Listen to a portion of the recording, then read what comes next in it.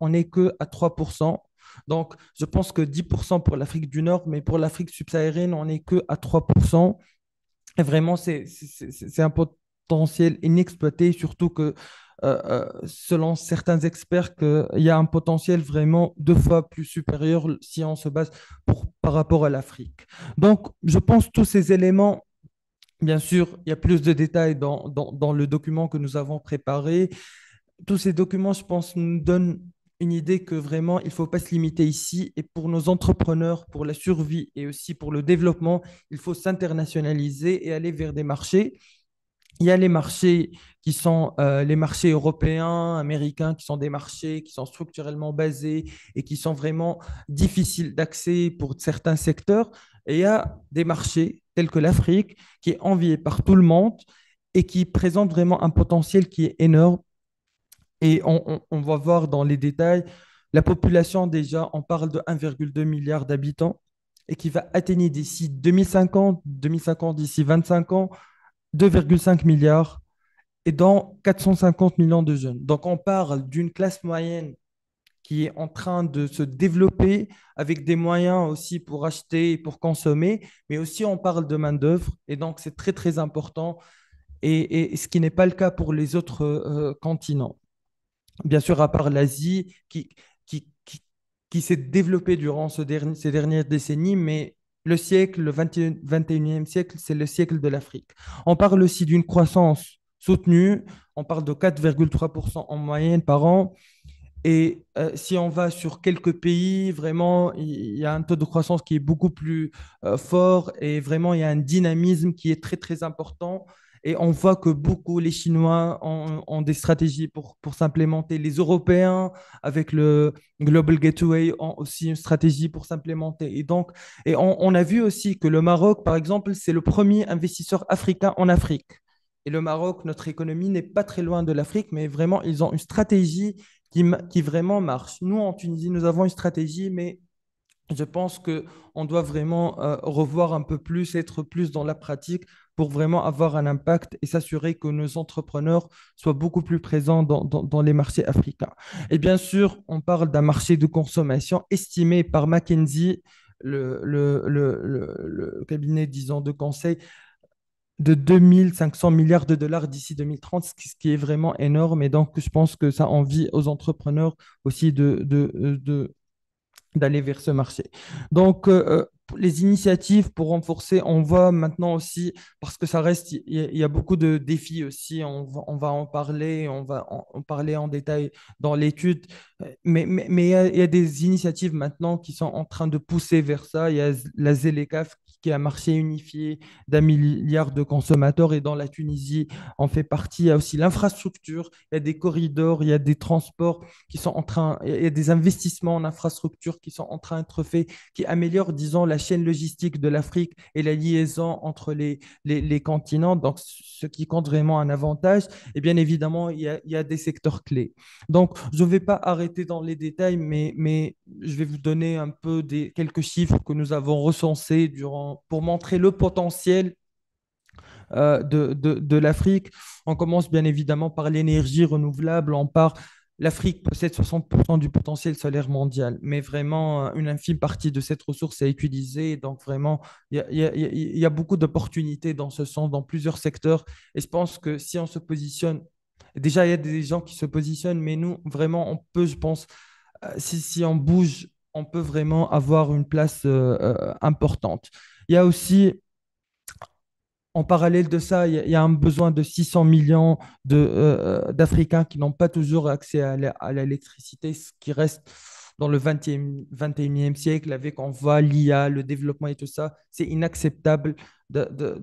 Et vraiment, je pense ici, on peut avoir un rôle dans le développement, non seulement aussi d'avoir des parts de marché ou de s'agrandir, mais aussi de développer l'Afrique. Et bien évidemment, on doit réduire la dépendance aux énergies fossiles tout en assurant l'électrification. Et donc là, vraiment, on doit repenser des modèles. Et voilà, et on sait très bien qu'aussi l'Afrique est beaucoup touchée par la pollution, par le réchauffement climatique. Malheureusement, le développement qui a été fait durant les dernières années, durant les décennies, les 2 derniers siècles de l'Occident a été disons, a un impact sur les pays pauvres, malheureusement, sur les pays du Sud, considère, et surtout sur l'Afrique. On parle aussi de la transformation numérique. Il y a une forte pénétration du mobile, plus de 615 milliards d'Africains. On a mentionné le Kenya, par exemple. Le Kenya, tout se fait par le paiement mobile. Ils sont beaucoup plus développés que nous sur ce terrain-là, ce qui compte, ce qui donne vraiment une opportunité aussi. Et même pour s'implémenter en tant qu'entreprise, on va voir qu'il faut vraiment être repensé à des choses très simples dans ce sens, parce que vraiment, si le paiement est sur un clic, donc vraiment, ça facilite la consommation, et donc l'offre, elle doit vraiment être adaptée à ça. Et voilà, on peut voir que l'accès à l'Internet, il est très développé, mais ça reste vraiment, la croissance, elle est très, très forte. Et aussi, les transactions mobiles on parle de 912 milliards de dollars, ce qui est vraiment énorme en 2023. Bien sûr, il y a l'accès aux soins de santé. Voilà, donc on parle aujourd'hui de télémédecine. Et donc, vraiment, pour les Tunisiens qui sont dans le secteur médical aussi, il y a des opportunités. Il y a l'agriculture qui représente un pilier, 69% de la population active, 25% du PIB aussi. On parle de 75% des terres arables non cultivées du monde se trouvent en Afrique et surtout en RDC. Sur l'étude, dans l'étude, on fait un focus pays par pays en détail et on donne des opportunités, on donne aussi les défis, on donne aussi les mécanismes d'accompagnement pour les entrepreneurs pour vous donner vraiment une idée globale. Bien évidemment, après l'entrepreneur, on est dans une étape précoce, donc on est dans la sensibilisation. Après, les entrepreneurs doivent vraiment aller plus en détail. Mais nous, vraiment, on vous donne des idées pour vous orienter, pour avoir une idée, disons, globale et un peu spécifique. Mais vous devez bien évidemment faire plus l'effort par rapport à ça. On parle de l'immobilier. Il y a un déficit de logement de 51 millions de logements. Et à l'horizon 2030, on parle de 130 millions d'unités. Donc vraiment aussi pour les constructeurs. Et déjà, on a des success stories en Côte d'Ivoire. On parle du groupe Shisha qui se sont implémentés là-bas, qui sont un acteur très, très important dans la construction et surtout dans l'infrastructure. Donc, voilà quelques chiffres pour ne pas vraiment, pour rester dans les temps, quelques chiffres très, très importants qui montrent le potentiel de notre continent. Et bien évidemment, après, on va s'arrêter pays par pays. Donc, la Mauritanie, qui est un marché en pleine diversification. La Mauritanie, c'est un pays qui est plutôt axé sur l'énergie et un peu sur tout ce qui est agriculture. Et donc, ils sont en train de chercher et dans ce sens, ils ont créé une agence de promotion des investissements 2021 qui simplifie les démarches pour les investisseurs. Et là, c'est pour vraiment diversifier leur économie. Donc, il y a un régime très incitatif et attractif pour les entrepreneurs. Nous avons des vols directs vers la Mauritanie. Et donc, ça peut vraiment vous donner aussi une idée. Il y a des secteurs porteurs tels que l'énergie, la pêche, l'agriculture, les mines, l'infrastructure, tourisme et services. Le Kenya aussi. On va en parler après en détail. Nous avons un cas de success story, comme mentionné par le président du CJD, Sirimet. On parle de MCOM, on va mentionner le Kenya, vraiment, c'est un hub économique et technologique très, très effervescent et très dynamique. Il y a vraiment des opportunités. On a parlé, le mobile payment là-bas, c'est vraiment, il est très, très répandu.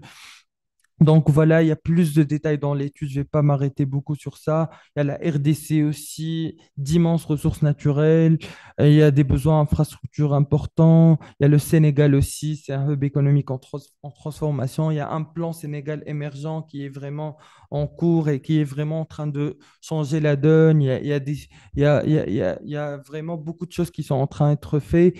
Et tout ça est mentionné dans l'étude. Bien évidemment, nous avons aussi consacré une partie pour les entrepreneurs tunisiens. Si vous souhaitez investir en Afrique, bien évidemment, il faut vraiment tout d'abord comprendre le paysage du marché africain, la croissance économique, la diversité des marchés, la démographie, tout ça. Et on a essayé de répondre dans l'étude, mais bien évidemment, après, il faut aller plus en détail. Il faut étudier le marché, analyser les tendances et les besoins locaux parce qu'il y a des spécificités, on le sait, régionales et pays par pays. Et bien évidemment, il faut se créer des partenariats stratégiques. Il faut se baser, par exemple, sur la diaspora tunisienne qui est déjà présente. Il y a des comités, par exemple, il y a la RDC, il y a la Chambre tuniso- congolaise, il y a aussi en Côte d'Ivoire, il y a vraiment des entrepreneurs tunisiens.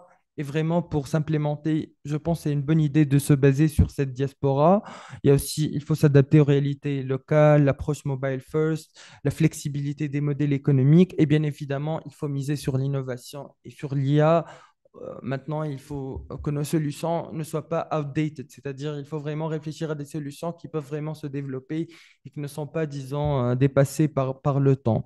Et donc, bien évidemment, les défis à anticiper, on les connaît tous. On fait face en Tunisie, on ne fait pas l'exception, mais aussi en Afrique. Il y a l'infrastructure qui reste quand même insuffisante. Il y a un progrès, mais elle reste insuffisante. Il y a un cadre réglementaire mouvant, mais dans ce cadre-là, vraiment, il y a une amélioration en faveur des entrepreneurs.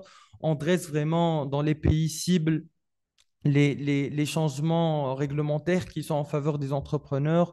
Et je pense que c'est vraiment au bénéfice des investissements externes. Il y a aussi l'accès au financement qui reste aussi une problématique aussi. Et il y a aussi la corruption. Et on mentionne même des success stories des pays qui sont en train de défier ce fléau et qui sont en train de réussir.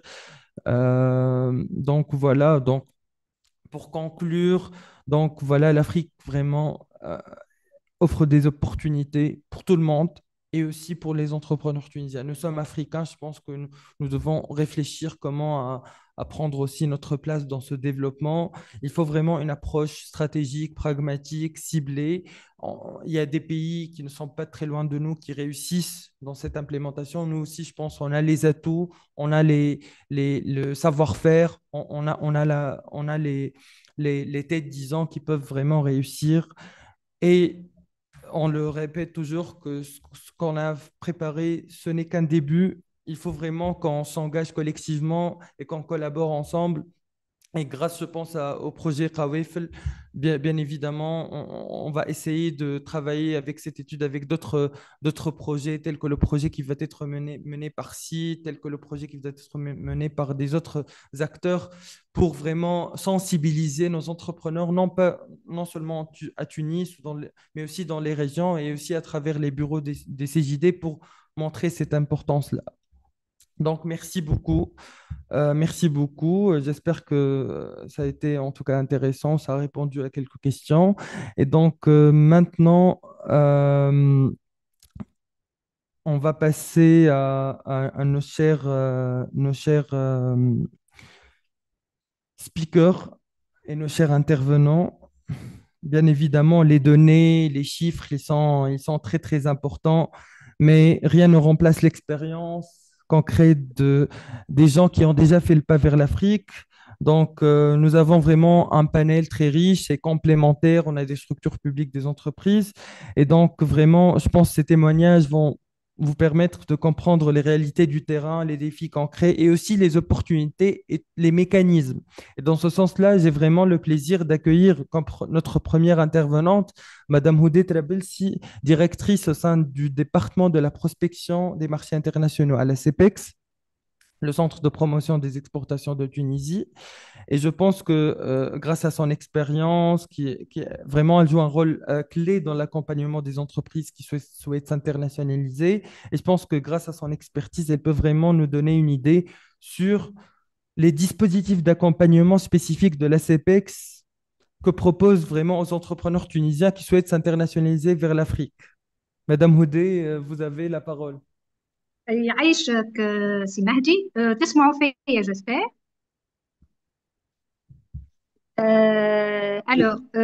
Merci beaucoup. Merci aussi pour l'invitation et merci à Monsieur Karoui au Centre des jeunes dirigeants pour l'invitation.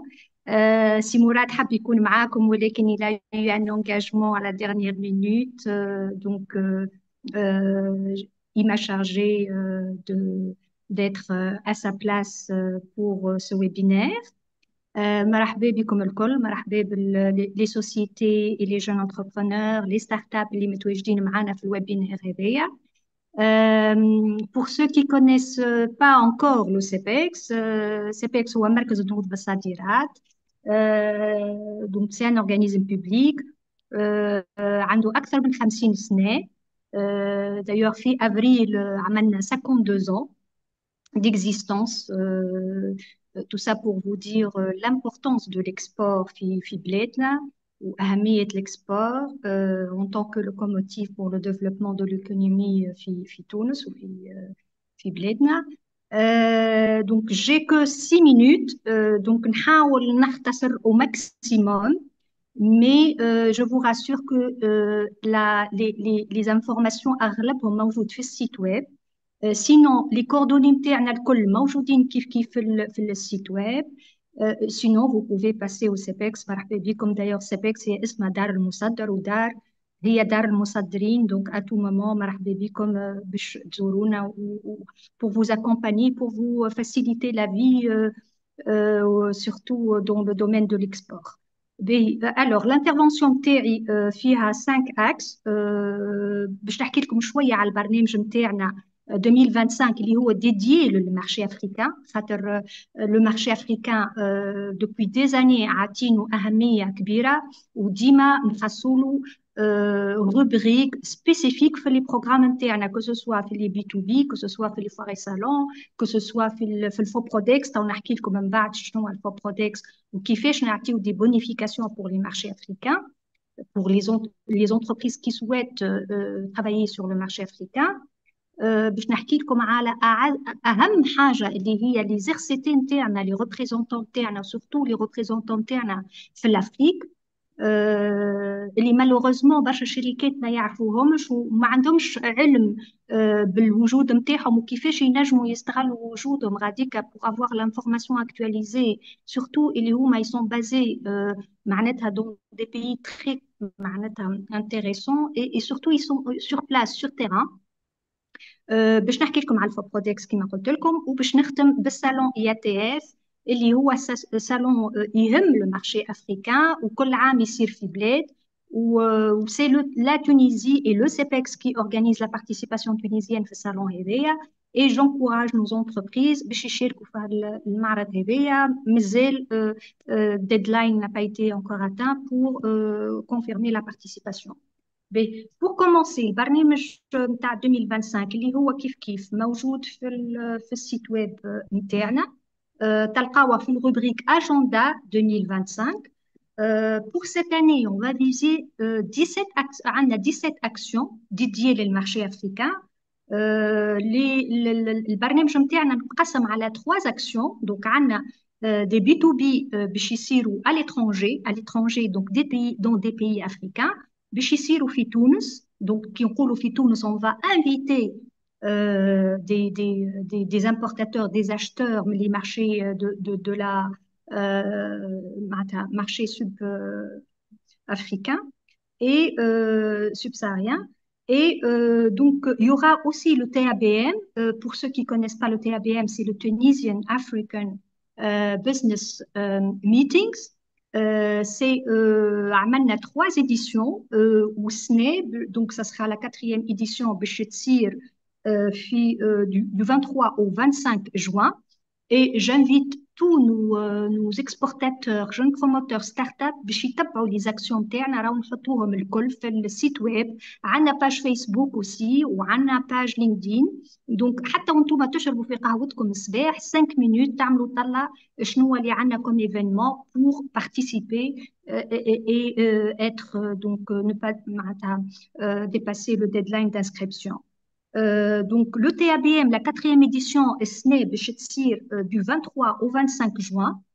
Le CPEX هو اللي منظمها والسنة on va faire un focus sur 11 pays اللي هما l'RDC, Niger, Kenya, Ouganda, donc Ghana ou Bénin, Congo Brazzaville, Gabon, Sénégal, Mauritanie, Guinée-Conakry et Burkina Faso.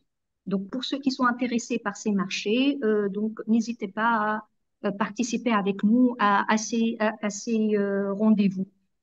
نحل جوست بارونتيز صغيرة. تي ا بي ام 2024 اللي عملناه في جويليا 2024 عام ناول. on a enregistré la participation نتاع 215 شركة تونسية، واستدعينا 120 شركة إفريقية بالمساعدة نتاع لي زيرسيتي نتاعنا بازي اون افريك. والشركات هذوما الإفريقية 120 شركة جاوا من 25 بلاد إفريقية. عملنا 4000 بي تو بي رونديفو بي تو بي هوني في تونس، où il y a eu aussi de signature de contrats. Donc, c'est un événement incontournable, mais depuis comme fille. Donc,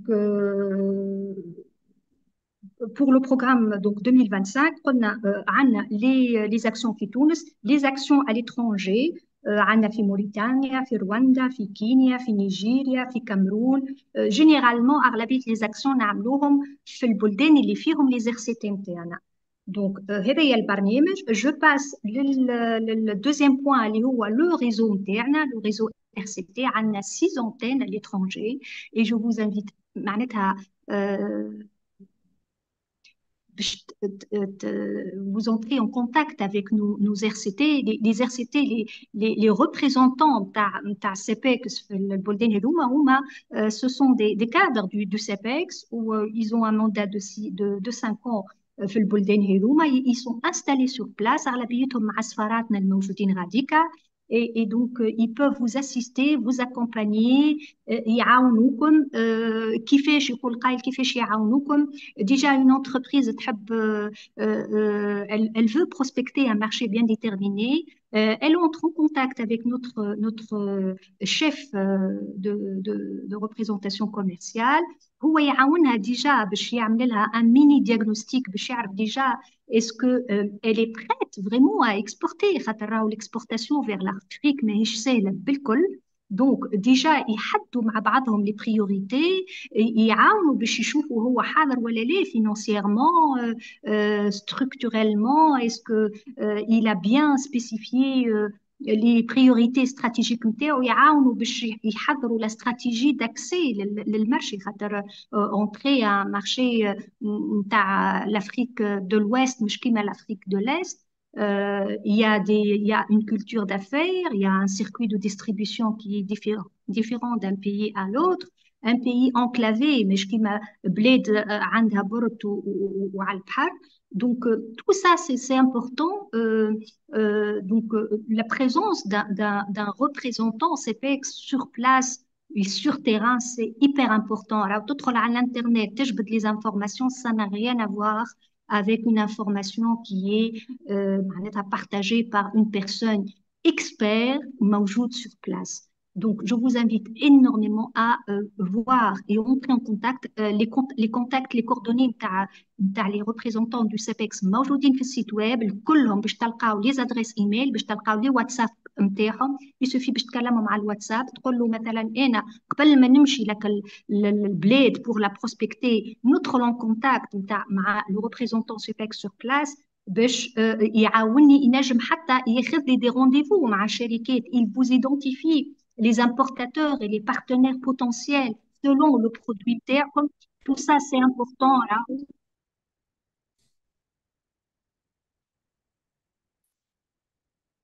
Madame Houdé, ما عادش Préciser. تسمع. Oui.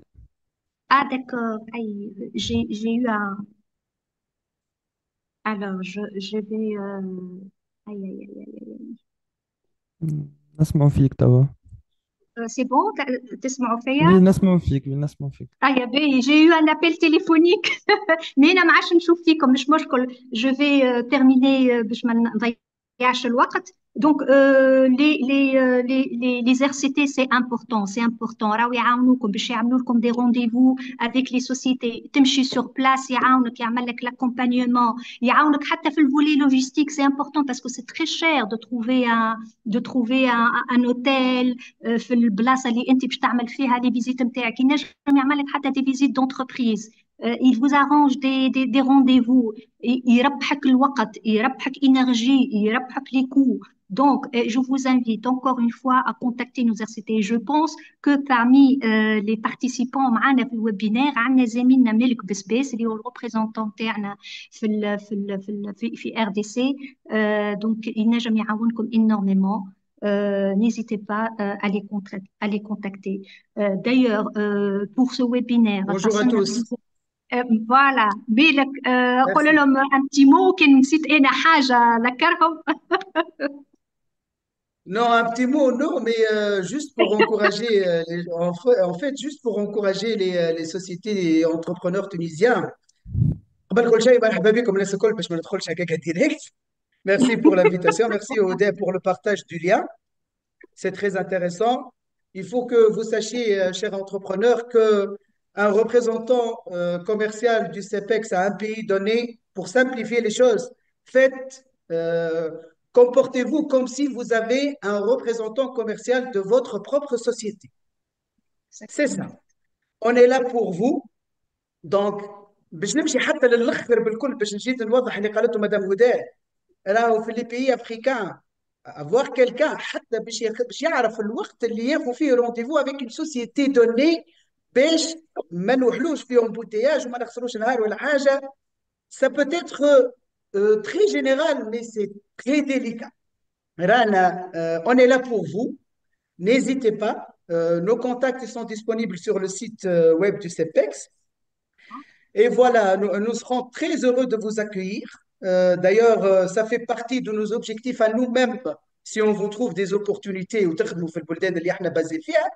Donc, c'est notre travail, c'est notre devoir de vous accueillir, de vous préparer un calendrier de rendez-vous, de vous accompagner, de vous trouver un calendrier de B2B et de door-to-door. Donc, s'il vous plaît, n'hésitez pas, notre devoir est de vous faciliter la tâche sur le pays où on est basé. Juste, Haja Brabbi, Madame Moudé, si vous permettez, concernant l'action qui sera organisée en Tunisie en juin. En fait, ça, on a appelé ça le mini TABM parce que le vrai TABM, ça sera une session pour l'année prochaine. Mais puisqu'on a vu que c'est tellement opportun et ça rapporte tellement de résultats pour les sociétés tunisiennes, on n'a pas voulu que ça soit organisé chaque 2 ans. Donc, on a voulu continuer, sauf qu'on a accordé un nouveau nom à cet événement. On a appelé ça Africa Business Partnership Days. C'est le même concept.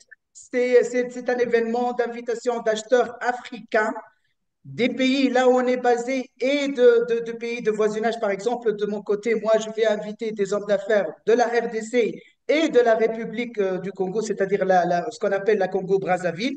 Et chaque représentant, il va essayer d'inviter des hommes d'affaires du pays là où il est basé et les pays de voisinage à côté. Donc, ça sera une panoplie de pays africains et de B2B africains en général. Donc, voilà, soyez nombreux. Une fois officialisé, vous serez invités, ça sans doute.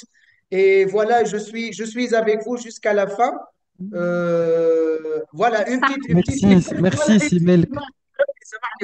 Juste pour la Chambre de commerce tuniso-congolaise, ça, malheureusement, je le dis, il faut l'effacer, il faut l'éviter, parce qu'on a essayé d'entrer en contact avec elle, mais en réalité, elle n'existe pas jusqu'à maintenant, proprement dit, comme une chambre de commerce. Mais Dieu merci, on est là maintenant. On essaie de gérer avec ce qu'on peut. Merci Voilà. beaucoup, Simelek. Merci beaucoup, Simelek. En tout cas, merci, Oui. Madame Houdé. Mais juste ma camarade, le point sur le Foprodex ou Bon, juste à la bon, râle, mais Allez, à cameraman, mais ça sera moi qui. oui, ok, parce que Madame c'est Houdé. important l'argent. Rapidement, oui, oui. D'accord, Je sais d'accord. très bien L'argent, pour c'est les important. entrepreneurs, Là, les Moana, exactement. C'est Mhouni et les autres intervenants et speakers. ما تقولوش راهو سبيكس. Allez-y, madame, allez-y. معناتها bon intervenir et dépasser le temps alloué, mais c'est important là le flous pour pouvoir aller et prospecter les marchés africains. Mairie le flous, là c'est quasi impossible. Donc le Foprodex, il a donné. C'est bon? Nasma Oui, Frik, c'est oui, bon, allez-y. Excellent. Excellent. Donc, pour le FOPRODEX, alors, il y a toute une équipe من زملائي موجودين في الفوبرودكس يعاونوكم ويعطيكم les informations clés. Mais أنا باش نعطيكم un avant-goût راهو pour les marchés africains عندنا des bonifications qui تمشي le marché classique فرنسا ولا ألمانيا ولا معناتها le Maroc les pays معناتها à proximité قراب بحذنا عندهم دي سubventions معينين اما كي تمشي للافريك encore plus كان تمشي للبيي افريكان parmi les 25 pays qui ont été arrêtés في الليست prioritaire اللي هما les pays اللي موجودين فيهم لي زونتين نتاعنا واللي هما ممبر في الكونيزا واللي عندهم un potentiel export important 25 pays ليست موجودة عندنا نجم je peux partager avec vous عندهم bonification مثلا 50 donc 60% subvention à transport aérien في بلاصة 50% pour les marchés classiques. Pour le transport maritime, 50% ils sont couverts et le transport multimodal, surtout pour les pays enclavés, في بلاصة 33% comme subvention. Donc, il y a des bonifications intéressantes pour le marché africain. Je termine avec le salon IATF, le salon de commerce inter-africain. C'est un salon africain. SCPEX elle organise la participation tunisienne. زميلتنا سونيا العروسي اللي هي موجودة معنا في الويبينار حاولت نستدعى لكم العباد الكل اللي عندهم donc des projets sur l'Afrique من SCPEX. Donc هي le chargé de dossier. Le salon باش يصير في du 4 au 10 septembre. Le recrutement مازال محلول ادخلوا على السيت ويب ادخلوا على البلاتفورم ICPEX pour enregistrer la participation نتاعكم. Et voilà, j'ai terminé. Je suis désolée Merci, encore. merci. Non, non, بالعكس, بالعكس. Merci beaucoup, Madame Houdé. En tout cas, c'est vraiment très, très intéressant. Et vraiment, j'invite Simelk ou Madame Sonia, ils mettent les coordonnées متاعهم في le chat, comme ça, les entrepreneurs qui sont intéressés de participer, vraiment, c'est d'entrer en contact avec vous. Et vous avez mentionné des initiatives très, très importantes et c'est vraiment très. En tout cas, c'est très Avec important plaisir. d'avoir un acteur qui est très, en tout cas, actif dans ce sens et qui accompagne nos Avec plaisir. entrepreneurs. Donc, malheureusement, vraiment, on a en termes de temps, mais vraiment, je sais très bien que 6 minutes, c'est compliqué de présenter autant d'opportunités. En tout cas, juste pour rappeler les gens qui nous ont rejoints que qu'on a Madame Houdé Trabelsi, directrice au sein du CEPEX. Et maintenant, nous allons passer à avant Sissi Ayman Mtim de Deloitte Afrique francophone. Nous aurons aussi Madame Zainab Massoud de AfriLabs et Si Khaled Madioun, CEO de Mcom, une entreprise qui s'implémente maintenant au Kenya. Nous allons entendre Success Story متاعهم.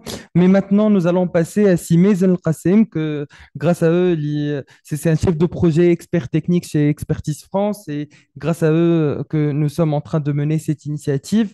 En tout cas, Simez, vous êtes en train de financer plusieurs initiatives et je pense que ça vous donne vraiment une place et une compréhension des principaux freins ou blocages que rencontrent les entreprises tunisiennes lorsqu'elles tentent de se positionner sur les marchés africains. Et aussi, quels sont les dispositifs d'appui dans le cadre des projets financés par Qawafel qui peuvent vraiment aider les entrepreneurs tunisiens. Et juste avant un article Malsimezen, juste pour vous rappeler, si vous avez des questions, essayez de les mettre dans les chats et on va vous donner après la parole et essayez plutôt de répondre à ces questions à travers nos intervenants. Merci. Simezen, fadal. Shukran Mehdi, merci beaucoup pour ta présentation. Merci pour la présentation que tu as faite et merci encore, bien sûr, au CGD pour ce webinaire. Donc, je suis Mazen Al-Kassem et donc expert technique et chef du projet Qawafel. Qawafel qui est un projet d'appui à l'internationalisation des entreprises tunisiennes à l'échelle du continent. J'en parlais tout à l'heure dans la deuxième partie de ta question, juste pour répondre à la première partie et je vais essayer de rattraper un peu le temps que nous avons perdu au début.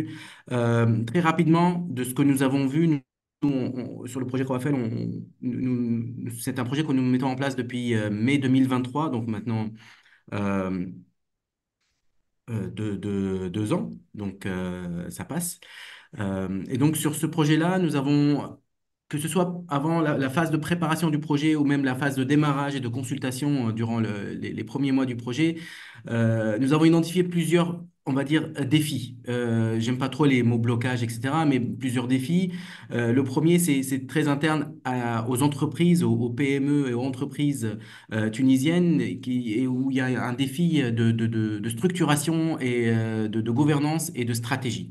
Et donc, euh, très peu d'entreprises tunisiennes ont en place une stratégie d'internationalisation, une stratégie d'export au sein de l'entreprise. Et donc, on est plutôt, en fait, comme on dit, au doigt mouillé. Donc, voilà, il y a peut-être une opportunité au Sénégal, allez, on va essayer, ou peut-être une opportunité au Kenya, pourquoi pas. Et c'est ce qu'on voit aussi durant nos activités, puisqu'on nous organisons dans le cadre du projet Rafel sur une composante de visibilité du savoir-faire, la promotion du savoir-faire tunisien. Nous organisons pardon, la participation de quelques entreprises tunisiennes à des salons sur le continent. Et en fait, voilà, ce qu'on se rend compte quand les entreprises participent, bah, elles ont pas vraiment de stratégie derrière leur participation à un salon au Sénégal ou au Kenya. Et c'est plutôt, voilà, c'est une opportunité qui arrive. Et ça, je pense que c'est un défi pour les entreprises tunisiennes quand c'est pas structuré, quand il n'y a pas une vraie structuration interne et une vraie vision de l'entrepreneur, du fondateur sur sa stratégie d'internationalisation et d'export. Donc, ça, je pense que ça, c'est un des premiers défis. Le deuxième défi que nous avons marqué, est plutôt sur l'accès à l'information. Donc, l'accès à l'information est assez compliqué, même si on remercie bien sûr les collègues du CEPEX pour leurs efforts et pour aussi leur présence, hein. Moi, je vais dans le sens de Houda et je remercie bien sûr Malek et les autres collègues du CEPEX qui sont basés sur place. Comme elle a indiqué, ils ont six bureaux, six représentations du commerce commercial pour la Tunisie et avec qui nous travaillons beaucoup pour organiser les participations des entreprises tunisiennes. Et donc, voilà, il y a un manque d'information, un manque d'accès à l'information euh, que les entreprises, certaines ne font pas l'effort d'aller faire les recherches, d'autres le font, mais elles ne trouvent pas assez d'informations. Je pense maintenant, il faut être conscient de l'outil d'intelligence artificielle et je pense que c'est un outil qui est très important pour gagner du temps et pour avoir cet accès à l'information. Et bien sûr, il faut savoir l'utiliser, hein. C'est pas juste comment je vais au Sénégal, mais il faut savoir l'utiliser. Et nous allons essayer aussi de mettre ça en place avec nos partenaires publics pour potentiellement mettre en place des cellules de veille qui seront basées sur l'intelligence artificielle générative, qui fera gagner beaucoup de temps, que ce soit aux entreprises directement, mais aussi aux structures qui accompagnent les entreprises à s'internationaliser. Le troisième défi, le troisième point, je pense, on va dire, qui va, comme vous l'avez posé comme question, comme barrière ou blocage, je pense que voilà. Enfin, ça rejoint aussi ça rejoint aussi l'accès à l'information, c'est l'adaptation du produit ou de l'offre de l'entreprise tunisienne. Et ça, je pense qu'il faut prendre en compte que les produits qui sont vendus en Tunisie ne sont pas forcément dans leur état actuel, dans leur packaging actuel, dans leur euh, euh, on va dire, volume actuel peuvent être vendus dans les pays de subsahariens. L'exemple de l'huile d'olive est très marquant. Euh, voilà, donc une bouteille d'un litre au Sénégal, c'est une consommation de plusieurs mois.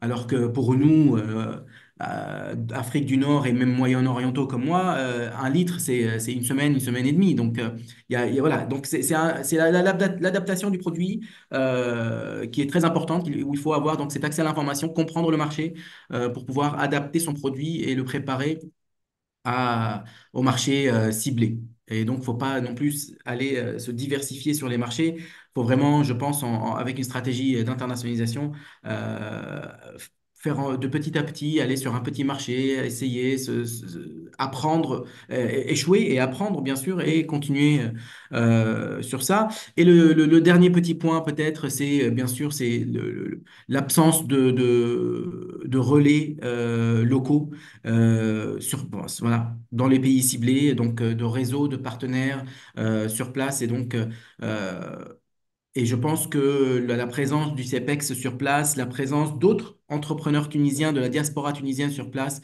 va être très bénéfique pour les entreprises qui sont intéressées et via, bien sûr, les programmes qui sont mis en place, hein, bien sûr. Et nous espérons, donc ça c'est plutôt dans le moyen et long terme, que l'intégration donc à la ZLECAf va aussi apporter ce petit plus pour les entrepreneurs tunisiens et augmenter l'intégration donc des entreprises tunisiennes et des PME tunisiennes dans les chaînes de valeur régionales. Donc ça, c'est la première question. Côté, donc, Mehdi, sur la deuxième question, les projets comme Kawafel. Donc, rapidement, Kawafel est un projet qui est donc financé par l'Agence française de développement, mis en œuvre par Expertise France, et donc qui vise à appuyer l'internationalisation des entreprises tunisiennes à l'échelle du continent africain, mais bien sûr, on a pris des pilotes. Donc, on a pris 4 pays pilotes qui sont la Mauritanie, le Sénégal, la République démocratique du Congo et le Kenya, puisque c'est un projet qui a un petit budget, 3,8 millions d'euros, petit, enfin, côté durée aussi. Donc, on est à 3 ans. Donc, il nous reste 1 an à peu près sur le projet. Et donc, on peut pas se permettre d'aller. Donc, je me contredirais si on allait sur tous les pays en disant aux entreprises de faire un focus. Donc, on a essayé de faire un focus sur 4 pays, avec bien sûr donc sur aussi 5 secteurs économiques. Donc, l'agroalimentaire, l'enseignement supérieur et la formation professionnelle, le numérique, la santé et le pharmaceutique et le bâtiment et les travaux publics, le BTP. Et donc sur ces cinq secteurs. Le projet, en fait, essaye depuis le début, avec toute cette équipe derrière Rawafel, donc sur 3 composantes, une approche assez, on va dire, holistique, puisque chaque composante va nourrir une autre. Et donc, une première composante qui vise à structurer et professionnaliser et pérenniser, on espère, sur ce dernier point, pérenniser l'écosystème de l'internationalisation et donc de l'accompagnement des entreprises à l'international. Donc, on finance via un fonds de 1,4 million d'euros des structures tunisiennes différentes, hein, donc comme le CIGD là, pour le coup, le CIGD est l'école du jeune dirigeant, pardon, sur la sensibilisation et la formation des entreprises sur l'internationalisation, mais d'autres structures sur vraiment la mise en place de programmes de A à Z d'accompagnement des PME et des startups. Donc, ça, c'est une première composante, structurer, professionnaliser et on espère bien sûr pérenniser les actions que font les à peu près 17 structures que nous finançons via cette composante. La seconde partie du projet, c'est une composante sur la diplomatie économique euh, et la promotion du savoir-faire tunisien. Donc, en 2 parties, la diplomatie économique, on travaille beaucoup avec le ministère des Affaires étrangères, avec la Direction générale de la diplomatie économique et culturelle au sein du ministère, et avec les ambassades tunisiennes donc, dans les 4 pays ciblés à donc bien comprendre et opérationnaliser qu'est-ce qu'une diplomatie économique, une stratégie nationale de diplomatie économique. Et on fait ce travail sur 2 phases, hein. Et donc la deuxième phase, c'est avec l'Académie diplomatique internationale de Tunis, qui a été inaugurée il y a 1 an et 2 mois à peu près. Et donc pour aussi professionnaliser les jeunes cadres, les jeunes diplômes, enfin, les jeunes cadres diplomatiques qui vont à moyen terme et à long terme intégrer des ambassades et donc on les forme sur la diplomatie économique et l'importance de la diplomatie économique et comment faire de la diplomatie économique.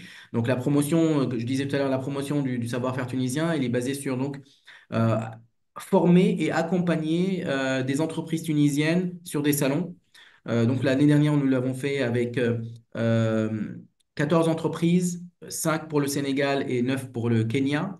Donc nous les avons formés sur comment participer à un salon, comment réussir sa participation dans un salon professionnel, comment faire du B2B, etc. Et donc nous les avons accompagnés sur ces salons, bien sûr en partenariat et en collaboration avec les représentants du CEPEX sur place.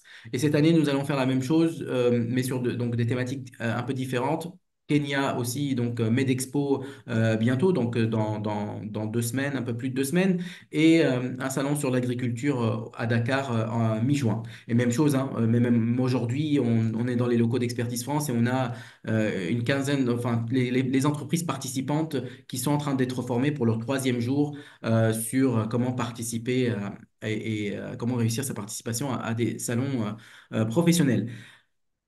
Dernière, et bien sûr, dans cette taxe-là, enfin, nos collègues du CEPEX l'ont mentionné, donc le Africa Business Partnership Days, qui sera le 23 et le 24 et le 25 juin.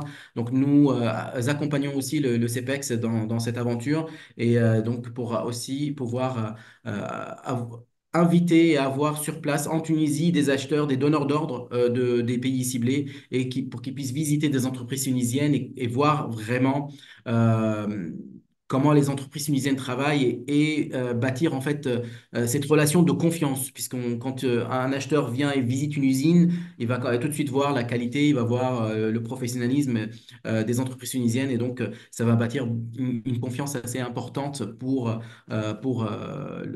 les relations commerciales entre les deux pays. Merci.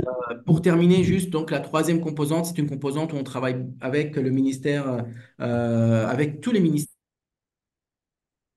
donc, qui font partie du comité de pilotage du projet Rafale, donc et autres partenaires. Hein. Donc c'est vraiment dans la mise en place d'un cadre institutionnel propice à l'internationalisation.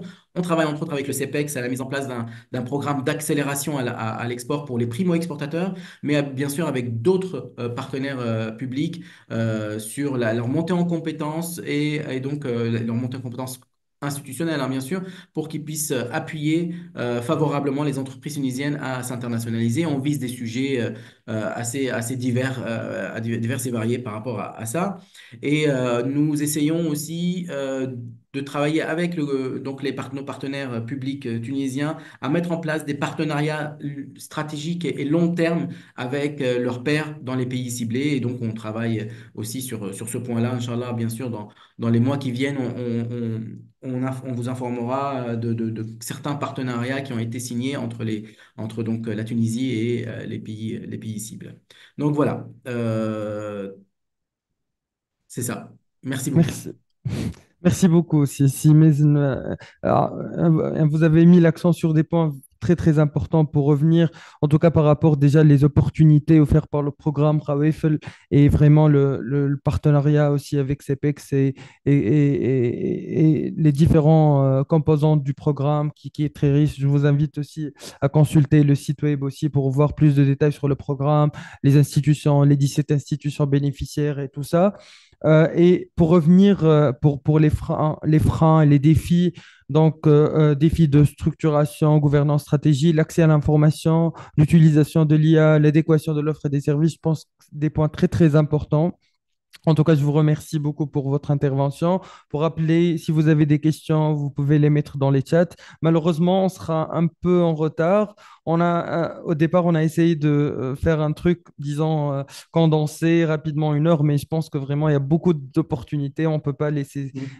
Mais Donc, oui, si je peux juste, pardon, parce que moi je dois vraiment partir dans 2 minutes, j'ai un autre d'accord, engagement. d'accord.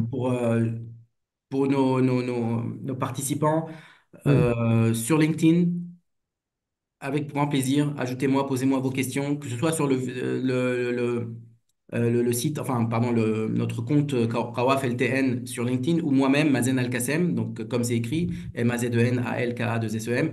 Envoyez des messages et je serai ravi de répondre à vos demandes. Et encore désolé parce que je dois vraiment partir là sur une réunion externe. Et merci encore pour l'invitation et je vous souhaite une bonne continuation. Merci beaucoup. merci Simézine, avec plaisir. Merci. Donc maintenant, nous allons passer à notre troisième intervenant, si Ayman Mtimet, Partner Advisory au sein de Deloitte Afrique francophone, l'un des leaders mondiaux du conseil de l'audit. Et si Ayman, on a commencé à parler des problématiques ou des défis que rencontrent les entreprises tunisiennes. On veut aussi revenir avec toi avec une autre approche d'un cabinet de conseil sur ces problématiques et surtout aussi si on peut voir d'un point de vue financier aussi quelles sont les spécificités à prendre en compte lors d'une implémentation en Afrique subsaharienne. Si Ayman, vous avez la parole. Merci beaucoup. Bonjour à tous et encore une fois, merci pour l'invitation. Sujet en tout cas extrêmement passionnant.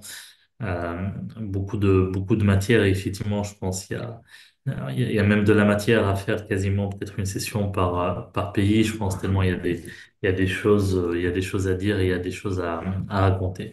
Je vais essayer d'être assez synthétique parce qu'effectivement, il y a beaucoup de matière. Peut-être deux points sur lesquels je vais essayer d'insister un peu. Le premier, c'est ce que vous évoquiez donc sur les volets financiers.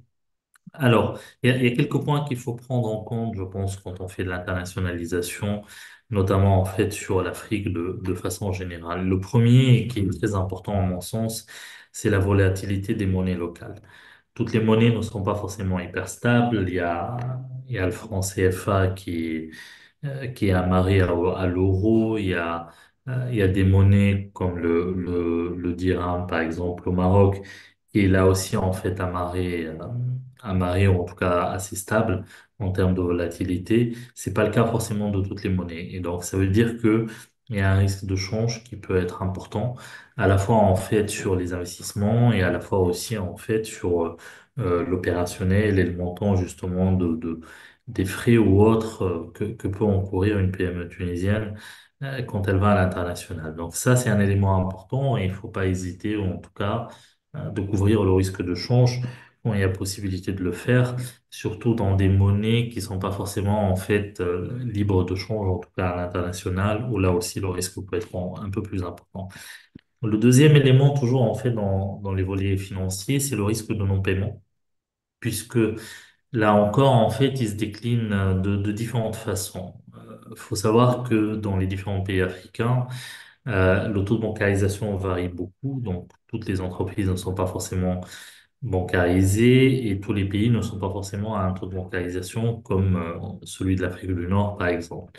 Ceci implique un certain nombre de challenges, à la fois en termes de recouvrement, à la fois en termes de paiement, notamment en cash, et surtout aussi en fait de récupérer les fonds, puisque selon la législation de différents pays, en tout cas en Afrique, il sera plus ou moins facile de transférer des fonds vers notamment la Tunisie et vice-versa. Et donc ça aussi, c'est autant d'informations qu'il faut prendre en compte. Et là aussi, il ne faut pas hésiter à se faire aider par des gens compétents sur place qui ont justement cette habitude-là, qui connaissent à la fois les rouages des banques centrales, les rouages des différentes institutions financières et de garantir aussi justement le paiement. Ça veut dire aussi que quelque part sur ces aspects-là, il est souvent intéressant d'avoir un partenaire sur place euh, parce que ça facilite justement en fait pas mal ces opérations.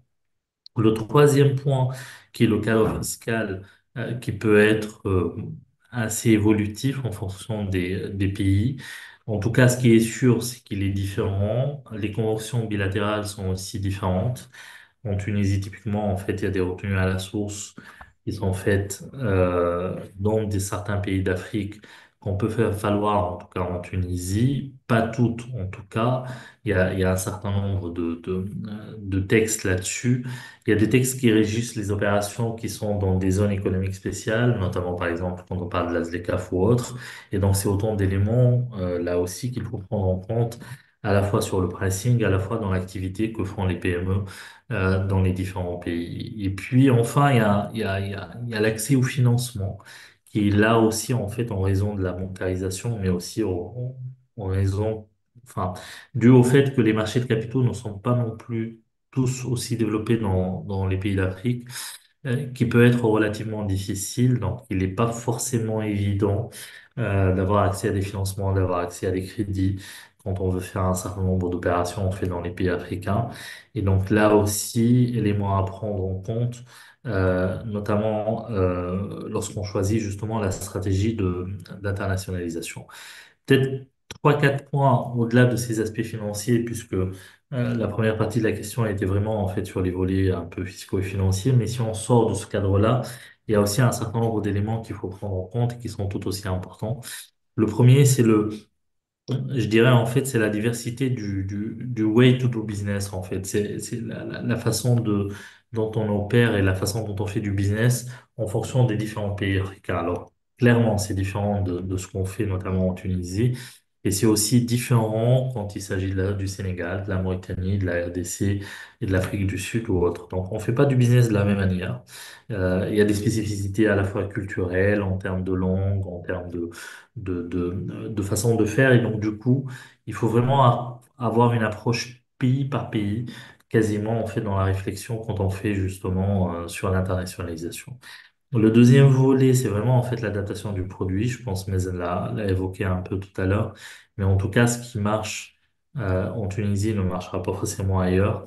Ce qui marche justement dans un pays africain ne marchera pas forcément dans tous les pays africains. Donc là aussi, en fait, il y a des contraintes culturelles à prendre en compte. Et il faut absolument faire des études de marché. On peut pas faire l'économie de faire une étude de marché quand on va sur l'Afrique, vu les montants qu'on met dans ce cadre, dans le cadre de l'internationalisation. Donc, tester les produits, tester la sensibilité par rapport au prix, voir des partenaires locaux qui peuvent vraiment faire des études de marché auprès des utilisateurs et puis récupérer les informations pour pouvoir les exploiter avant de prendre les décisions sur l'internationalisation. Ça coûte pas forcément cher. Mais en tout cas, c'est important d'avoir vraiment de tester le marché avant d'y aller.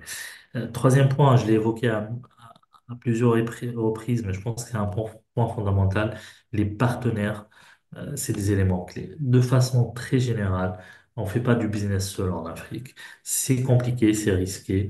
Beaucoup d'entreprises ont eu des mésaventures quand elles sont parties seules s'implémenter ou exporter en Afrique. Et celles généralement qui réussissent, c'est parce qu'elles ont eu des partenaires sur place, à la fois qui leur facilitent des opérations légales, fiscales ou autres, ou peut-être c'est des partenaires de distribution qui maîtrisent justement le réseau de distrib, qui ont les particularités locales.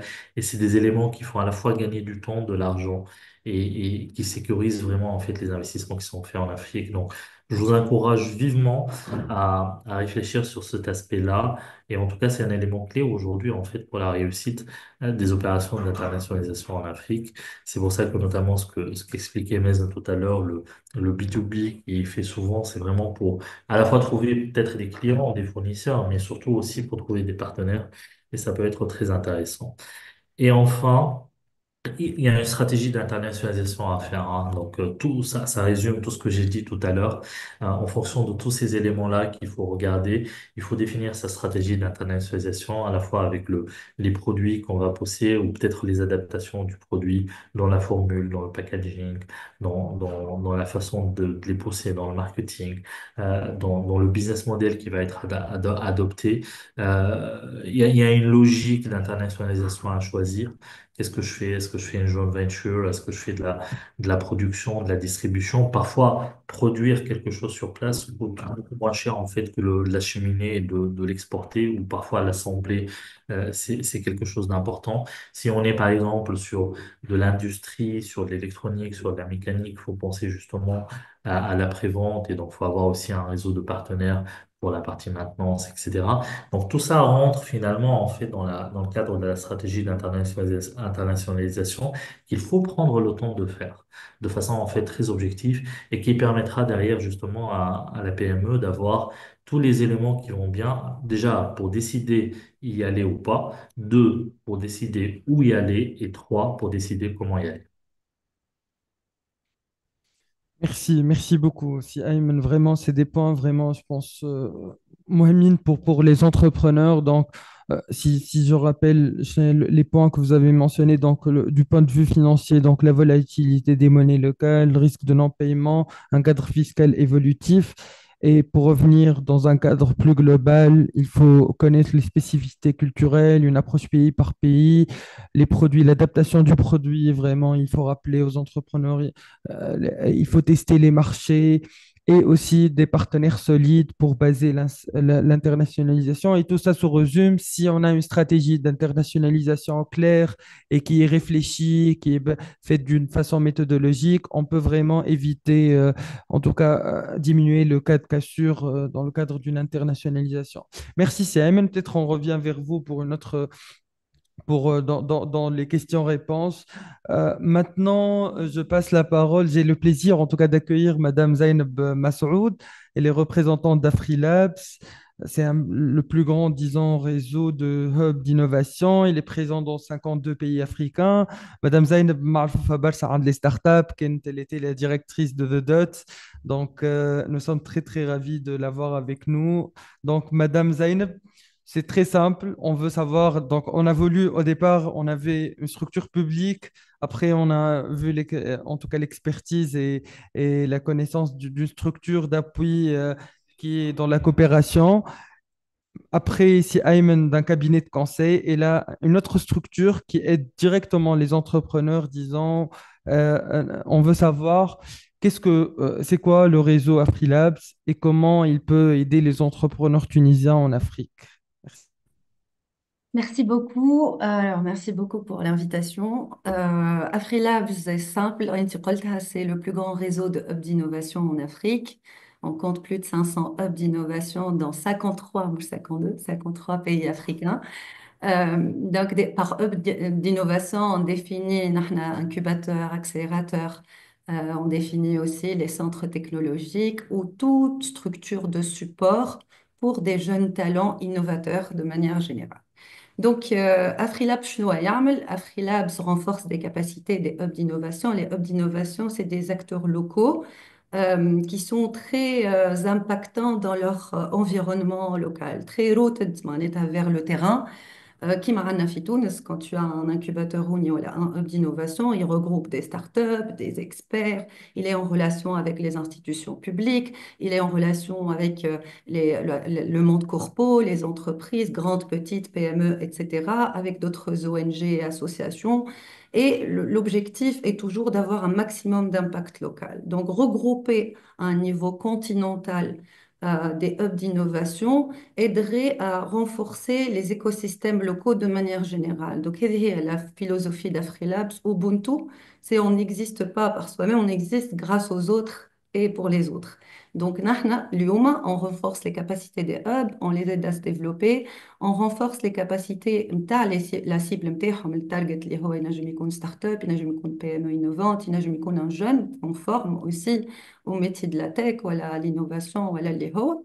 Et on fait ça par de la formation, on fait ça par de la connexion, on fait ça par des financements, on déploie des programmes continentaux. Aujourd'hui, Freelabs, depuis sur les 10 dernières années au moins, a déployé plus de 50 programmes sur l'Afrique, sur gender inclusion, sur de l'IA, sur l'éducation, sur plusieurs verticales qui sont importantes et stratégiques pour l'Afrique. Aussi, on fait des études, des baromètres, on contribue à des études, on est partenaire de l'Union africaine, des plus grandes structures aujourd'hui qui travaillent sur l'Afrique. Et l'implémentation de ces programmes de manière générale se fait à travers les hubs partenaires. En déployant des programmes continentaux, ce qu'on fait, c'est que AfriLabs, en tant que structure panafricaine représentante de ces hubs d'innovation, elle va chercher les fonds, proposer donc un concept note ou pour déployer un programme X qui peut être, par exemple, encourager les startups femtech. Un sujet اللي انا واحده من الناس عاملاه واللي كي مشيت للانيوال جاذرينغ في كيب تاون دخلت في كونفيرنس يحكيو على فيميل جينيتال ميوتيليشن اللي هو c'est un sujet ما نحكيوش عليه في تونس. Pourtant c'est un sujet très grave et très important dans certains pays africains. Et donc l'idée c'était de déployer un programme de financement de start-up femtech qui peuvent travailler sur cette problématique-là et aider à réduire donc le taux de ces mutilations-là sur des pays africains. Donc, juste pour vous dire que AfriLabs, c'est un réseau, un peu comme le CJD qui est un réseau de jeunes dirigeants. AfriLabs, c'est un réseau de hubs d'innovation et il déploie des programmes de renforcement d'écosystèmes d'innovation locaux. par du plaidoyer, de la connexion, du financement, etc. On a plusieurs outils qui sont en place. Donc, on a les études qu'on fait, on a fait un mapping des politiques liées à l'IA, par exemple, sur toute l'Afrique. C'est une étude qui a été financée par Bill and Melinda Gates Foundation.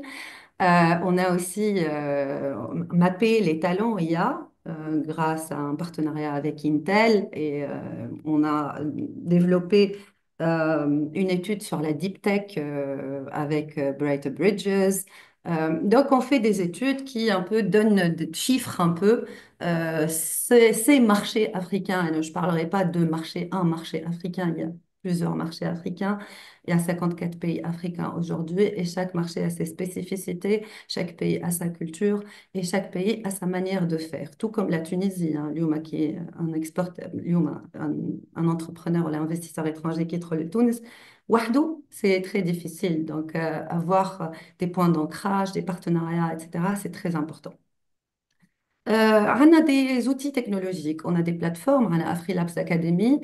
Donc, AfriLabs Academy, c'est une plateforme qui est totalement gratuite de formation pour les jeunes entrepreneurs, innovants, les start-upers, mais aussi pour les hub managers, de manière générale, les managers de hub, pour faire monter en compétence leurs équipes, etc. On a aussi AfriConnect, qui est une plateforme de connexion entre tous ces acteurs-là, donc start-up, investisseurs, hub d'innovation, entrepreneurs, PME, grandes corpos, etc. On a ACDR, AfriLabs Connect Deal Room, qui connecte aujourd'hui les scale-up, donc les start-up, dans une phase de scaling aux investisseurs. Et donc, on pool des investisseurs, nous, derrière.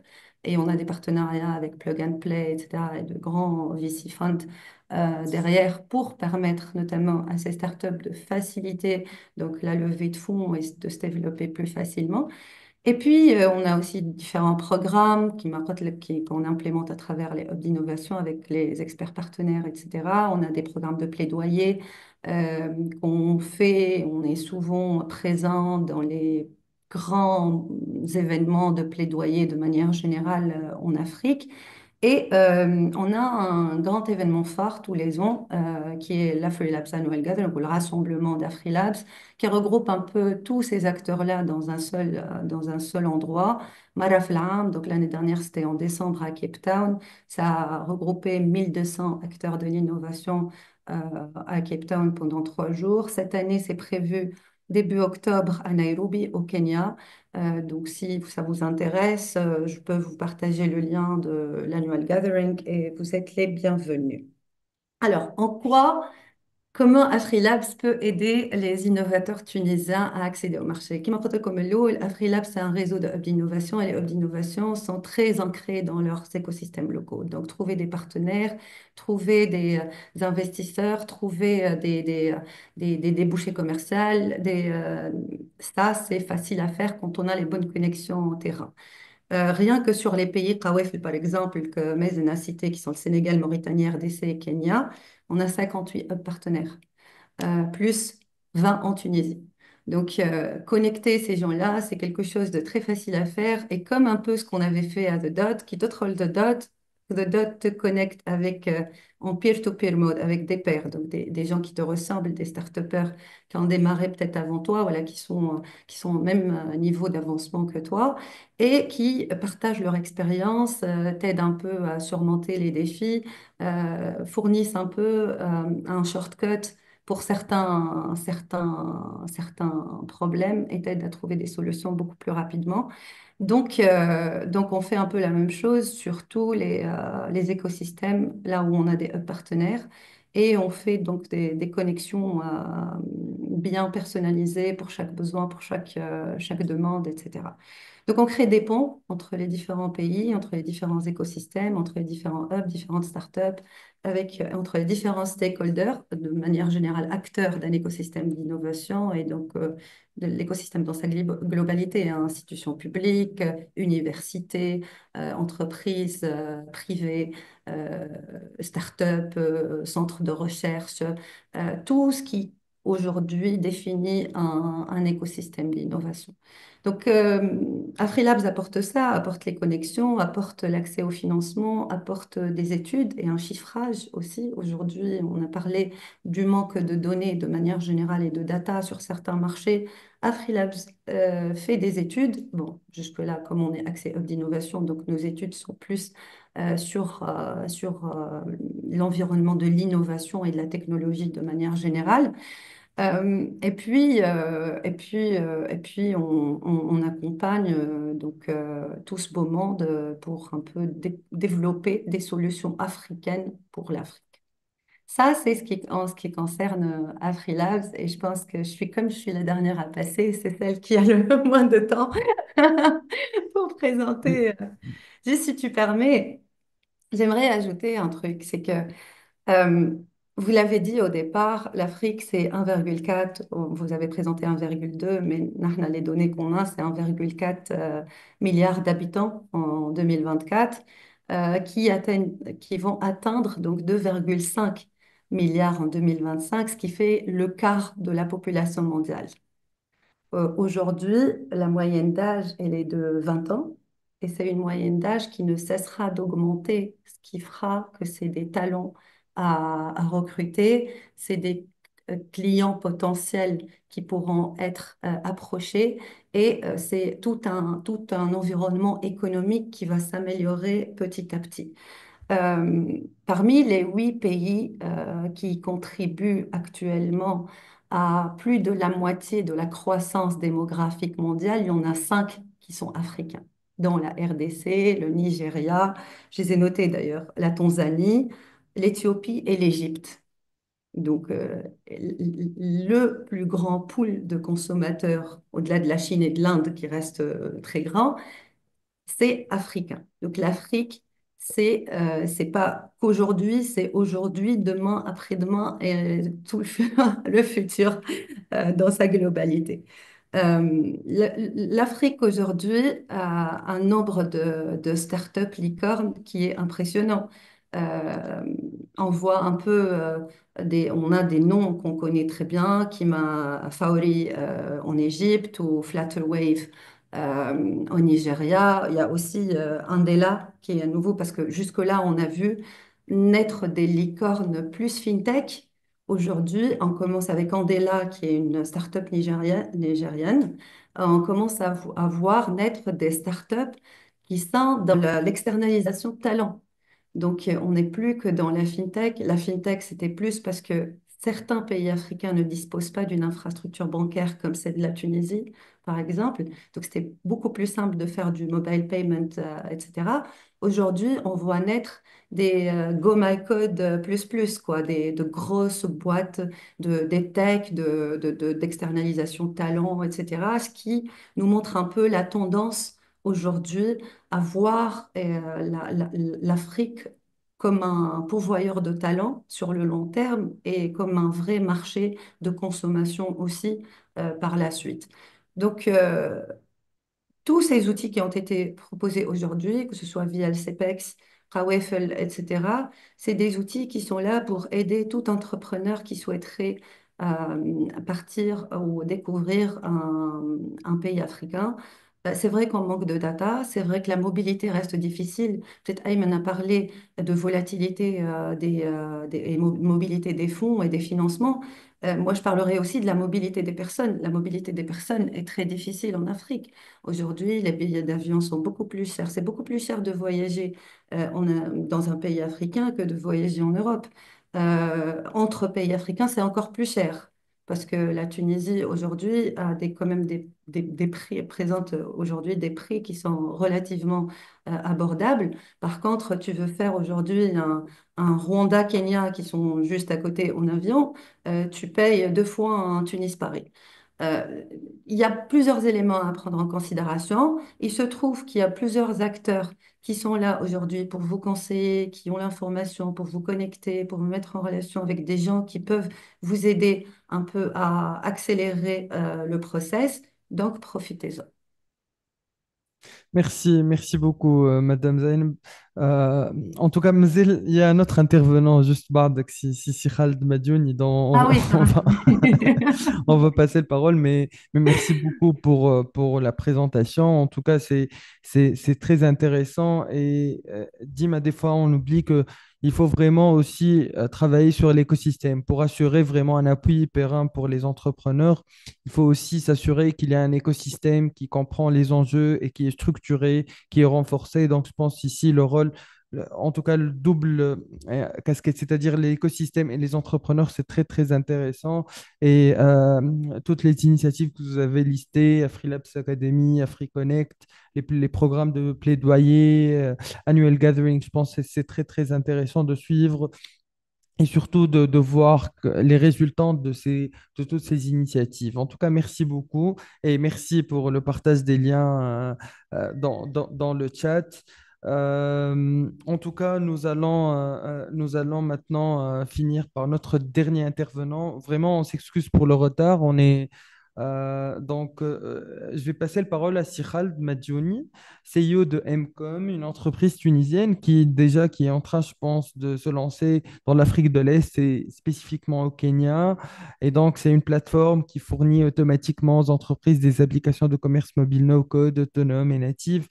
Donc, je vais donner la parole à Sikhald pour la présenter mieux que moi et bien sûr de nous donner une idée sur l'expérience qu'ils sont en train de vivre par rapport à leur internationalisation. Sikhald, vous avez la parole. Merci Mahdi.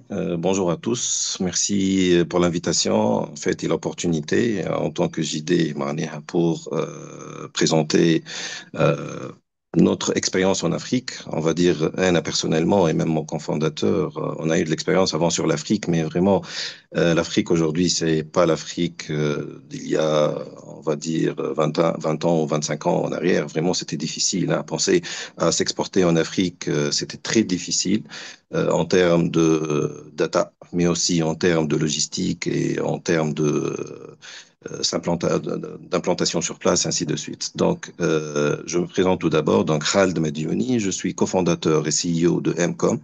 Donc, nous avons une solution de commerce mobile développée en Tunisie, mais actuellement en expansion en Afrique subsaharienne. Alors, mon intervention, bon, je vais essayer d'être bref parce que je suis le dernier, Zainab, c'est pas toi.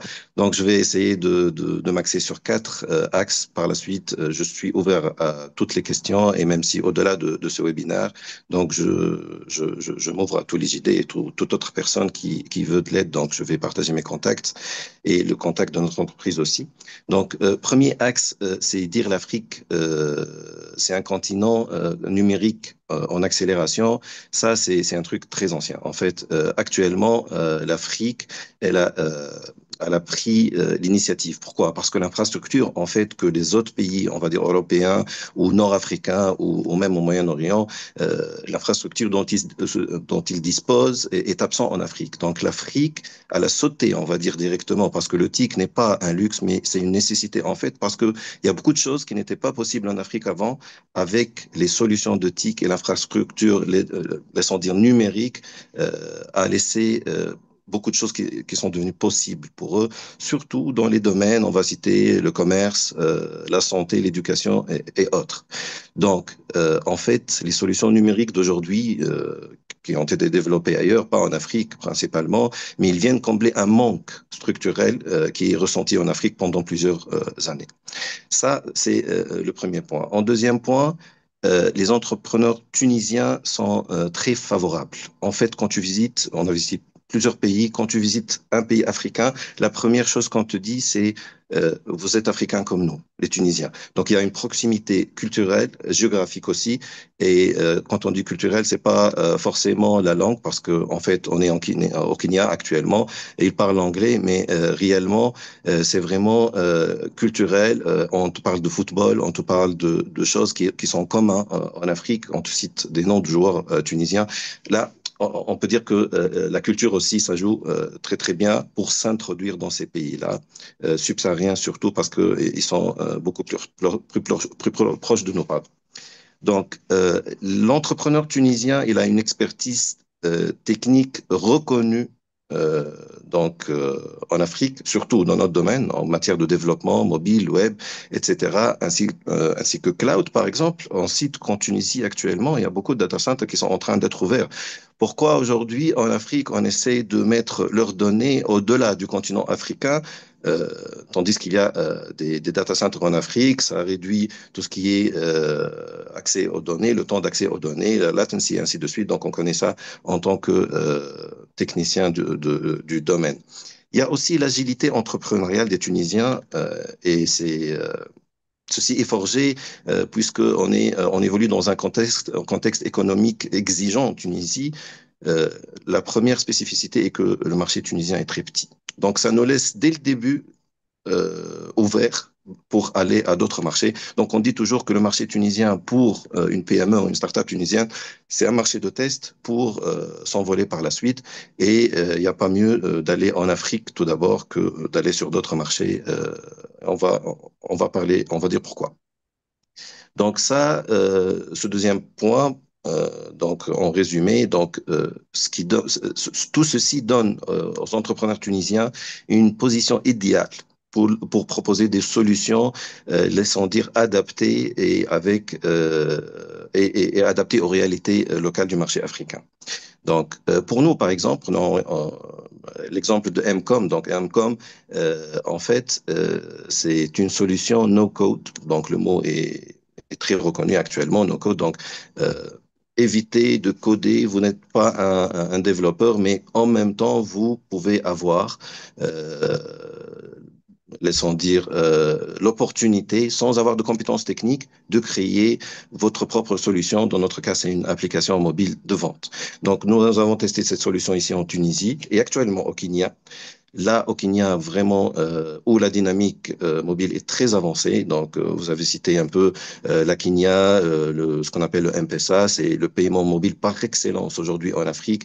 Donc, en Afrique de l'Est, parce que l'Afrique de l'Ouest, il y a Orange Money qui se développe aussi. Parce qu'aujourd'hui, par exemple, ce type de solution est très développé en Afrique. On ne trouve pas ça même en Europe. Pourquoi? Parce que il y a des panoplies de types de paiement, donc on peut accéder. Donc il n'y a pas un moyen de paiement qui est favorisé par rapport à un autre, mais en Afrique, c'est une nécessité d'utiliser ça. C'est un outil nécessaire, accessible, facile. Et il y a aussi la volonté politique de déployer ça et une adhérence collective, on va dire. Donc, notre approche pour notre internationalisation en Afrique, c'est reposé sur trois piliers en fait. Le premier, c'est l'accessibilité. Donc, en fait, nous ouvrons sur les applications mobiles. Donc, on doit déployer des applications simples avec une faible connectivité. Bien sûr, il y a toujours cette évolution qui est en cours, c'est-à-dire déployer des réseaux avec des débits plus évolués, ainsi de suite, qui manquent encore en Afrique, mais qu'on a trouvé au Kenya. Au Kenya, bon, c'est le bon exemple, en fait. Ils ont actuellement la 5G avant nous en Tunisie, ici, il faut le dire. Donc, deuxième point, c'est la co-création locale. Et il faut que toutes les PME aient connaissance de ça. Et ça a été évoqué dans votre webinaire ici avec mes interventions juste avant moi. Donc, il faut travailler avec des partenaires locaux. Pour nous, par exemple, on a travaillé avec des partenaires locaux pour adapter l'UX, pour adapter l'offre aussi, pour s'intégrer avec des moyens de paiement locaux, comme on a cité le M-Pesa et il y en a d'autres aussi, et intégrer aussi les langues locales. On parle des langues locales, par exemple, au Kenya. L'anglais, c'est la première langue, mais il y a aussi le swahili qui est la deuxième langue, mais qui est très parlée. Et je pense aussi que vis-à-vis de nos clients et des clients finaux qui utilisent nos applications, on doit permettre à ces applications d'avoir ces langues locales. Donc, il faut penser à ça aussi. Donc, la culture, il faut être conscient qu'on doit proposer un service ou un produit qui s'intègre carrément dans la population locale. Donc, bien sûr, le troisième point, soutien à l'économie informelle. Donc, nous aidons avec nos applications mobiles les petits commerçants à digitaliser leurs activités, ainsi de suite. Ça, c'est pour le cas de Mcom. Donc, en fait, il faut axer sur ça pour déployer votre service ou votre produit en tant qu'entrepreneur dans un pays où vous voulez vous internationaliser. Donc, quelques recommandations comme quatrième point que je vais évoquer. Première chose, c'est privilégier, comme je vous ai dit, la logique de partenariat. Trouver des partenaires locaux dans votre domaine et dans d'autres domaines complémentaires à vous. Pensez mobile first et impact dans ce que vous déployez. En Afrique, une technologie utile. C'est une technologie qui change la vie des gens parce qu'ils ont des besoins partout. Je pense aussi que ne sous-estimez jamais la dimension humaine, c'est-à-dire au niveau réseautage, au niveau collaboration, au niveau confiance, essayez de faire le maximum pour laissons dire, se fondre directement dans ce paysage-là. Et en dernier lieu, aller sur terrain. Donc, comme je vous ai dit, comme les autres intervenants aussi ont évoqué, aujourd'hui, il y a un accès à une data qui n'est pas, dans le cas de Kenya, par exemple, la data existe. Hein. Même le gouvernement a mis en place beaucoup de data est accessible. Il y a aussi la CPEX au Kenya. C'est vrai qu'on a eu beaucoup d'informations par rapport à notre domaine, ainsi de suite. Les formations qu'on a eues aussi, c'était une très bonne initiative aussi de la GIZ, pardon, de la CJD, par exemple, de créer cette documentation ou ce guide pratique, parce que c'est très important. En fait, c'est des petits points que vous devez développer vous-même dans votre secteur. C'est-à-dire, OK, vous avez accès à l'information, donc vous avez le CEPEX, et après le CEPEX, vous avez le FOPRODEX, vous avez beaucoup d'autres moyens, vous avez accès aux gens qui sont sur place, ainsi de suite. Vous avez aussi les experts. Ça, c'est très important aussi. Essayez d'avoir toujours des experts, au moins deux experts, un expert métier et un expert légal dans le pays où vous allez. Un expert légal peut vous épargner beaucoup de soucis par rapport à la création de votre présence sur place, par exemple, et vous épargner des retards et peut-être des logistiques que vous ne connaissez pas auparavant. Donc, il peut vous court-circuiter tout ça et vous aider. Donc, en conclusion, l'Afrique, oui, c'est un continent d'innovation, mais pas par amour, c'est par nécessité en fait. Donc, les entrepreneurs tunisiens peuvent très facilement devenir des acteurs clés dans ces transformations aujourd'hui qu'on voit en toute l'Afrique, mais essayez de faire toujours des études avant de vous lancer. Donc, exportez votre solution ou votre produit, faites vos études au préalable, choisissez le pays ou la zone de pays. Nous, par exemple, on a choisi la Kenya, on ne target pas seulement la Kenya, mais toute la sous-région. En fait, la Kenya, la Tanzanie, l'Éthiopie, toute cette sous-région, elle est targetée par notre expansion, mais on a choisi le Kenya parce que c'est le meilleur pays qui pourra héberger notre structure. Euh, voilà, donc en fait, essayez toujours d'avoir un esprit que vous pouvez pas imposer un produit ou un service à un marché, mais essayer de co-construire avec des partenaires locaux et de faire agrandir petit à petit avec l'écosystème qui est en local. Voilà, Mehdi, j'essaie d'être bref. Donc, Merci, merci merci, à merci beaucoup, Khaled. C'est bien de finir avec un témoignage d'un entrepreneur. En tout cas, merci pour vos témoignages. Malheureusement, je pense vraiment on a dépassé les temps. Donc, en tout cas, on a mis les coordonnées, tous les speakers ont mis leurs coordonnées. On va peut-être partager aussi les coordonnées de la CJD si vous avez des questions précises. Et je tiens juste à rappeler qu'il y a un appel à candidature maintenant qui est lancé. Donc, je vous remercie. Je donne la parole à Sir Imet pour la conclusion de ce webinaire. Merci beaucoup. Donc, merci beaucoup, Mehdi. Je tiens à remercier en fait tous les experts qui ont participé avec nous à ce webinaire. Je tiens aussi à vous remercier toutes et tous aujourd'hui pour votre présence. Inch'Allah, le webinaire est bénéfique et vous a donné un avant-goût de ce que va être aujourd'hui l'école du JD vers l'Afrique. Donc, comme a dit Mehdi tout à l'heure, en fait, c'est un appel à candidature pour les formations aujourd'hui parce que les formations vont être lancées en mai. Donc, vous avez jusqu'à début mai pour vous inscrire. Toutes celles ou tous ceux qui veulent aujourd'hui aller vers l'aventure Afrique, qui veulent aujourd'hui oser l'Afrique, les quatre pays, il y a Burkina Faso, le Kenya, le RDC, la Mauritanie ou encore le Sénégal. Donc, on est là, le CJD aujourd'hui va annoncer ça. Donc, on aura des formations, il y aura des ateliers pratiques après.